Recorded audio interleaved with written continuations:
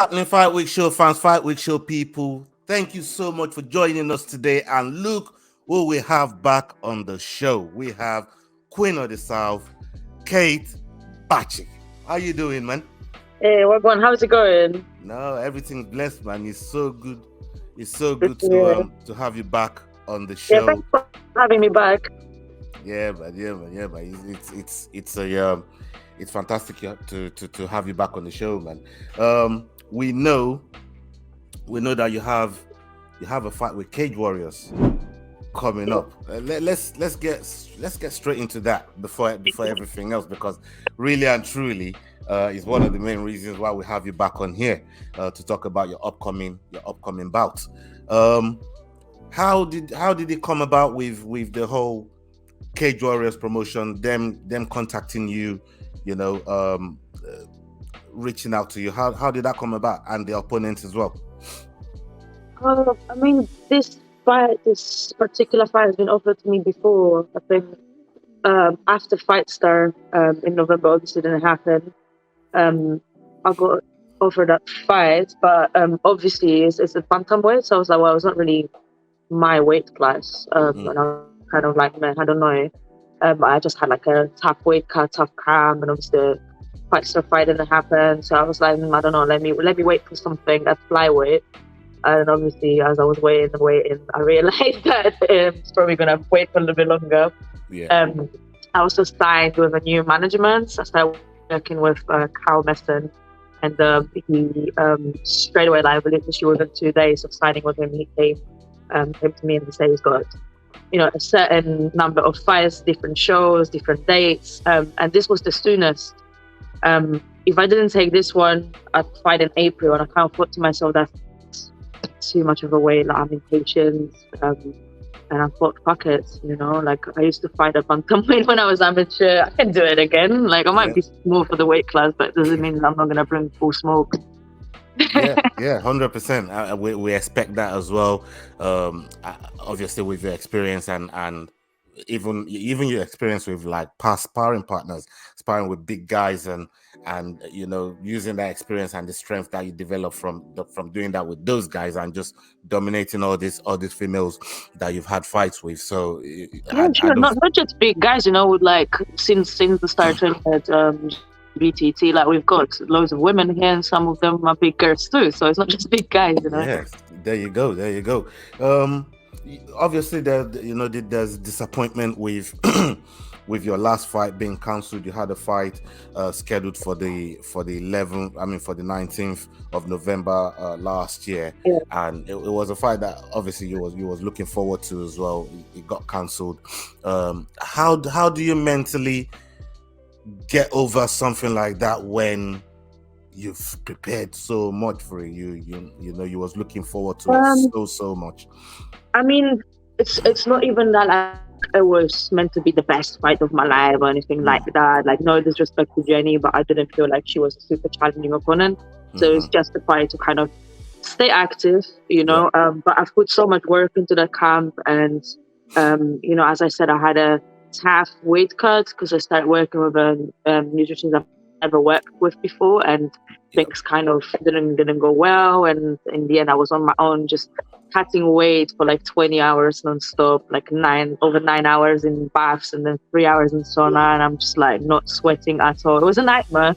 And there were times during that cut where I felt like fuck, like I can't do this anymore, and then I had to snap out and be like, no, I push. And eventually I fucking made it. Half dead, but I made it, and I was like, well, at least I'll get to fights now. And then obviously the fight didn't happen, and like it's never happened before, so I didn't really know how to deal with that. It's almost like I was in denial, or I was like, nah, fuck it, like, what you mean the show is cancelled? Because I woke up in the fight and everyone's like trying to call me, like loads of missed calls, like messages and that, and everyone's like, did you see the show is off, like what happened? So when you like had a hard cut, you're still kind of waking up a bit dizzy, and everyone's chatting, stuff like that. You're like, I'm not sure if it's real or not, but obviously there was only one way to deal with it, really, which is go straight back into training and hope you're gonna fight soon, because what can you do? It's not something you've got control over, so there's no 100%. Point in like thinking about it too long. I gave myself 5 minutes to to, bitch about it and that, but then I've got to be gangster straight after. Yeah, but serious. I see your phone. I mean, your Insta page was blowing up that day. Oh yeah, it was so bad. I thought I was tripping. It was a mad one. Still, it was a mad one. I can't lie. I see the background. Great Britain top team behind you there. Yeah. It looks, look at that. Look at that. Yep. That's a nice little tour for you people, all the viewers that's going to be watching. Nice little tour there. Yeah, it's a and we know it's a nice home for you. You found a home in GB top team, and some of your teammates over there. We've had a couple of them on. Manuela Maconeto, the butcher's daughter, she had a fight over there with Aries. Did well. We saw you supporting her on your Insta page as well. People like Simeon Powell, Smooth. You lot be kicking it over there. I see it on your Insta all the time. You know what I mean? And these are great people. How is that been different to like your previous home where you was at before, or some of the other places that you've trained, and how just feeling at home? What's the difference there? Can you tell people? So I feel like all of the previous places I trained at, they gave me what I needed at the time. And like there's always a right time and right place for everything. If you let things flow how they're meant to flow, and if you just follow kind of your gut instinct and just try to progress and move on. Like if I was to come here a few years ago, I think I wouldn't make the most out of it the same way I am right now. I feel like I always ended up in the right place, right time in terms of the previous gyms I've trained at. And like obviously New Wave was my home for a few years, and they've given me everything I could like take with me and move forward with to end up being here. If I didn't train at New Wave for those few years I was there, I wouldn't be able to be here right now having this conversation with you on this match, 100%, So and now I feel like this is the perfect step. Like I did what I could in my amateur career, and then obviously once I moved on to my professional kind of stage of what I'm doing, this is the best place. I'm coached by people that where I want to be in a way. So they've got the experience that I need, like the coaching kind of knowledge that I need at this point. And also in terms of bodies, no matter what session I show up to, there's always like loads of people, loads of bodies at same professional level or at these very high amateur levels. So I've always got sparring partners, I've always got training partners. Whenever I want to do drills outside of the sessions, like there's always someone around who's going to do it. The facility is amazing. We've got everything from massive mat spaces to sauna to gym to kitchen. I almost live here. Like the only thing they don't have is somewhere to sleep. I wouldn't leave. But yeah, it's all good, man. Like honestly, it was definitely the right decision, the right time. That's how I feel about it. Yeah, that's wicked, because I mean I've seen you say one of probably your favorite aspect of the facilities is the Bluetooth in the sauna room. I've been able to play their music. I think people love your music as well, Well, I hope so. They have no choice. What matters is that I love it. Yeah, but I see it all the time on your page. We follow you and we do what we can to always get your stuff out there and repost your stuff, and some of the creative shit that you do as well. Yes, man. Thanks for support. I know you're on the lookout for the crazy bits. Yeah, but for real, you're making your second walk in your pro journey. Going into Cage Warriors 150.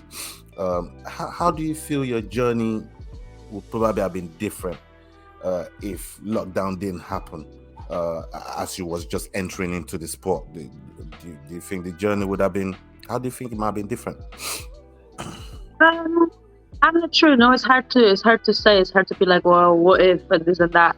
But like lockdown didn't really affect me the same way it affected a lot of people, because I didn't give a shit about it. Like I still did my own thing. And actually, lockdown was what made me go back into MMA, because I got a little bit too caught up in jiu-jitsu. I was very active in professional grappling scene, and that dream of like carrying on the MMA thing like was kind of pushed to the side every day because I was so busy coaching, training, competing in jiu-jitsu mostly, that I didn't really have time to look out for an MMA gym because there was no proper MMA gym in Brighton where I lived at the time.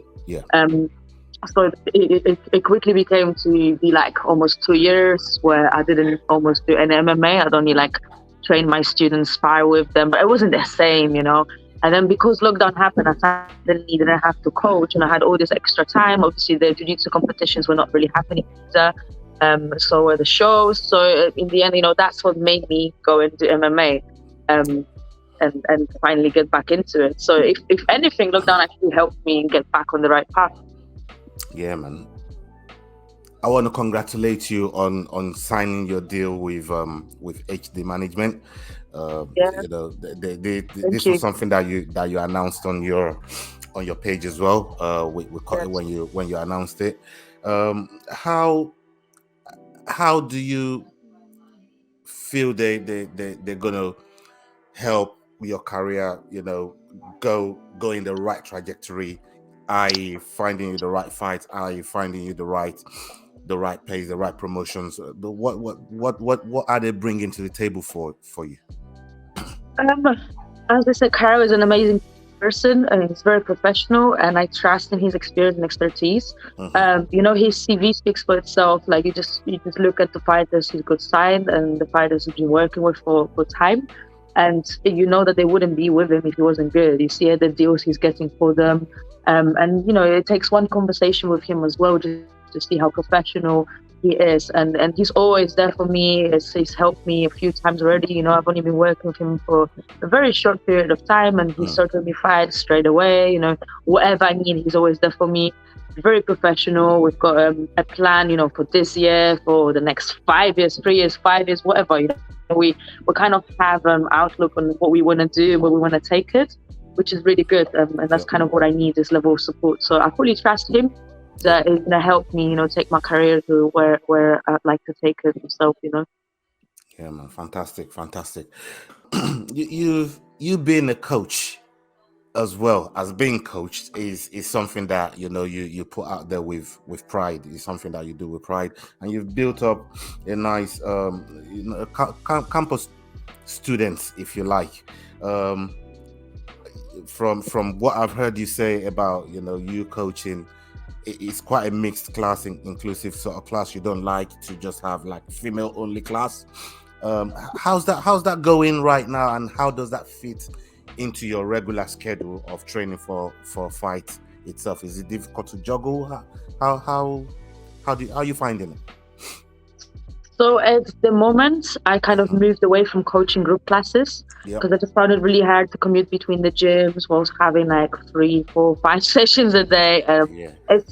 If anything, it's more of a commute, you know, because anywhere in London is like fucking an hour, 2 hours away. And then if you're going to make that journey twice, you know, that's going to be like 5, 6 hours of your day just to coach a class. And financially, it doesn't make sense in terms of my time, but doesn't make sense. So at the moment, I'm doing more of private sessions and stuff like that. But I really, really, really miss coaching. It's been a few weeks since I've like moved away from that. I think it was the right decision, again, in terms of like my time and my own career. But I miss coaching a lot. I'm not gonna lie. So I will definitely get back into it, but probably after this fight.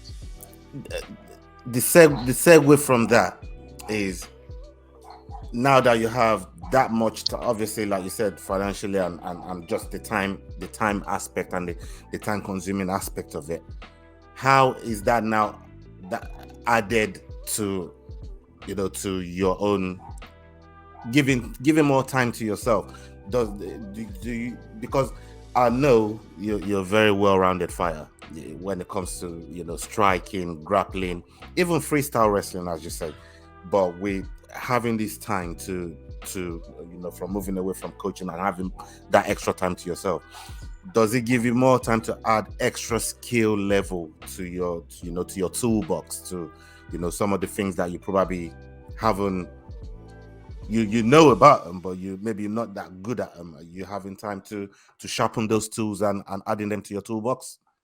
100%. So what it mostly allows me to do is to spread my sessions a little bit more as well, and most days I will train 3 times, whereas usually I used to train twice a day, and then I would have longer sessions, especially the evening sessions. I'd like triple them up, and just spend like entire evening, like half of the night in the gym, just doing everything. Whereas now I Yeah. can spread it a little bit, and I've got more time to do my S&C. Yeah. So I'm kind of trying to focus on that. It's not that I'm not strong and I'm not conditioned. Of course I am, Yeah. but I can be more. I can be stronger and I can be more conditioned. So why not? So I'm just Of using that course. time to add on a little bit more of that. I'm working with really good S&C coaches as well. Um, and yeah, I've got more time to take care of my nutrition too.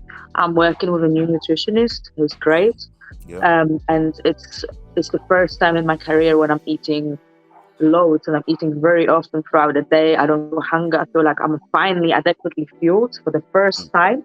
Yeah. And my weight is actually dropping, even though I don't have to drop weight. I'm on weight now, you know what I mean? But it's the more I eat, the more weight I lose, and I feel great. And it's the first time when I'm able to do that because I've got the That's right nutritional support.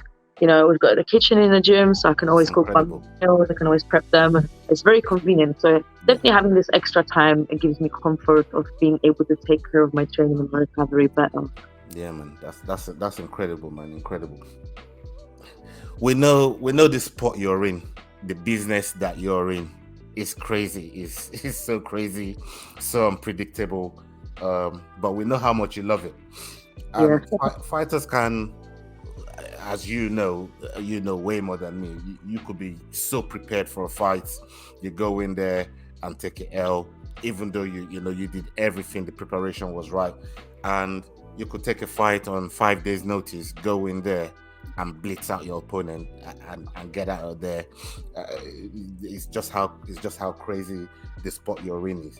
But how do you deal with the highs and lows of those situations where you feel you did everything right, but it just didn't translate in the fight, or you didn't really prepare for it and you just knocked it out of the park? How do you compartmentalize and just put it into a box and move on, in So terms of dealing with yeah. outcomes like that? So I think firstly, like most kind of my biggest strength, I'd say, in that aspect is that I'm always prepared both mentally and physically. Like Mm, if you were to tell me the fight got moved to tomorrow, I'll be fine. I'll make weight. I'll fight. I'll win. If mm, you tell me that it's in fucking 5 months, same thing. Doesn't matter.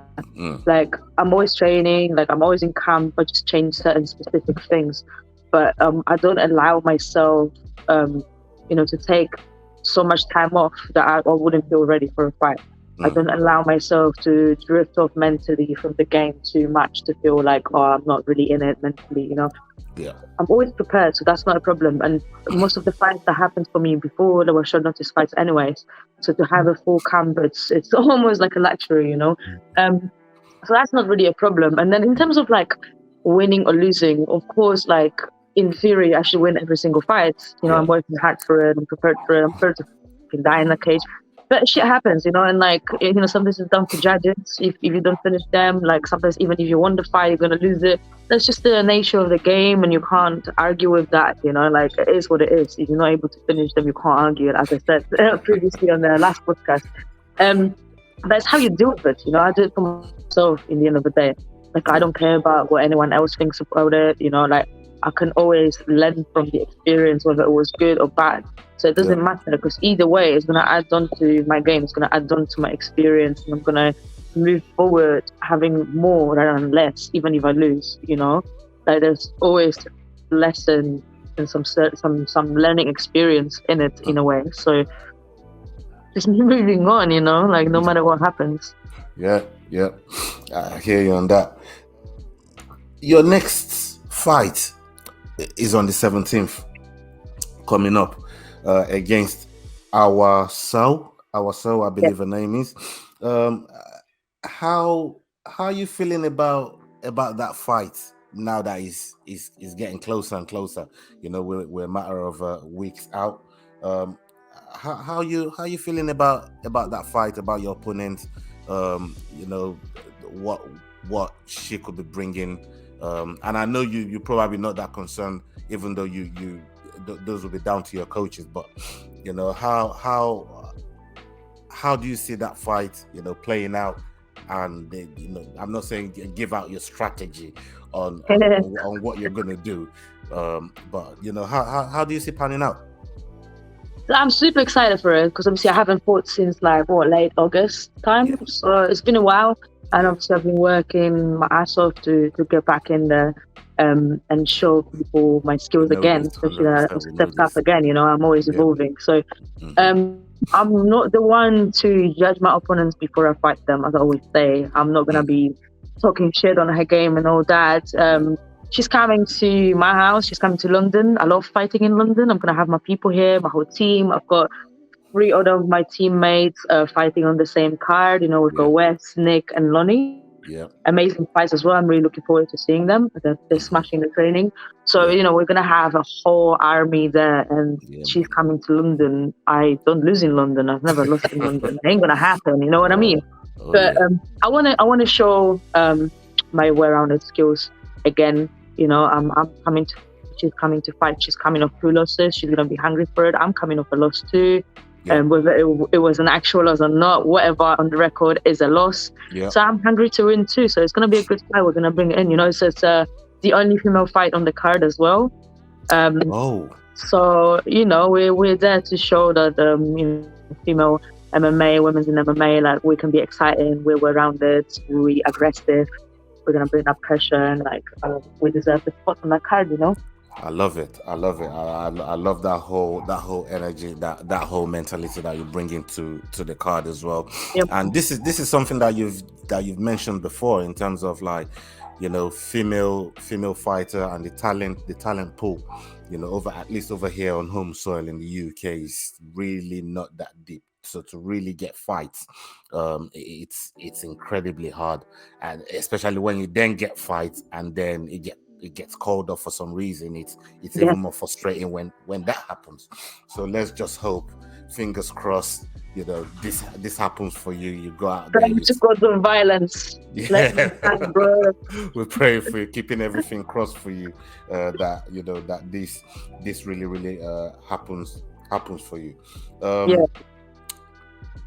One thing we got one or two like viewers questions, and one of our viewers, big up to Carl Rossi, they want to know, shout out to Carl Rossi for this question: how did you come about your nickname Queen of the South? Here we go again. It's a long story. To be honest, I've got probably about 10 different fight names that I've been given by different people, different gyms, but this one sticks a little bit more. And it kind of came from the lockdown times when I trained a lot at Southside Kings Academy in Croydon with my friends. Big shout out to Hydro. Obviously Southside Kings. And then I was kind of the only woman training there and coaching there for a long time. So, you know, I was the Southside Queen, the Queen of the South, blah blah blah, all of that. It kind of sticks. Same. Okay. I was born in the South, you know, and most of the places and countries I've lived in my life, it was always South, so it kind of like makes sense. Everywhere you've been at, it makes sense now. It makes sense. And thank you, Carl Rossi, for that question. And we have one more question here before we get you out of here. And thank you so much for your time. And you've been very incredibly generous with your time today. No, salute to you for that one. We respect it. And we have one more question here from Misha. Thank you, Misha, for your question. Misha says, what is your plan for 2023? Ideally, how many times would you like to fight? What do you see come the end of 2023? What's your plan? Thank you very much for that question, Misha. So obviously I'd like to stay as active as possible. I'd like to have 4-5 fights minimum. If there's more, fuck it, I'll take it, obviously. I would also like to have a few professional grappling matches just to add on, to build on that record. I'd like to come back on some of the shows I've been on before. I've got one coming up this Saturday as well, so it's happening. I'm on my plan already. I always stick to what I want to do. And yeah, I just want to keep, improving. I want to see how far I can take it. I want to keep working on my nutrition with my nutritionist now. I'm super happy with him. I want to keep working on my SNC with my coaches and all the other elements of my game. I don't really plan to sign any like binding contracts with any promotions just yet. I kind of want to nibble a little bit of whatever is given to me and see what works best for me before I commit. Yeah. And then obviously this year is all about building up my record, and just showing people what I can do, and then we're gonna take it from there all the way to the top. Yeah, all the way to the top, man, and that's what I like to hear.